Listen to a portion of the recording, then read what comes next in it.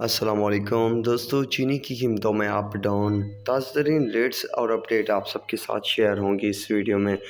दोस्तों, बात की जाए चीनी के रेट्स की तो कल शुगर एक्स में रेट्स में मंदी रिकॉर्ड की गई और आज जो है तेज़ी। इससे पहले दिन भी कुछ तेज़ी रही, फिर मंदी, आज तेज़ी। मतलब जिस तरह से मैंने आपको अपडेट दी थी कि अब जो है चीनी की कीमतों में आंख मचोली का खेल देखने को मिलेगा, कभी अप कभी डाउन। बेहतर यही है कि आप सिर्फ़ और सिर्फ ज़रूरत के मुताबिक काम करते रहें और अपना कारोबार जो है रमा-दमा रखें। बाकी वो हालात नहीं दिख रहे जिस तरह से बड़े झटकों की उम्मीद रखी जाए। आज जो है मार्केट जो है काफ़ी हद तक तेज़ दिखाई दी। उस तेज़ी के बाद के रेट्स की बात की जाए तो जेडीडब्ल्यू सबसे पहले है, तो जेडीडब्ल्यू 16,985 तक फिर आ गया है। यूनाइटेड 16,975, इत्तेहाद 17,000, ढरकी 17,125, एसजीएम 17,090, गोट की 17,150 तक रेट हैं।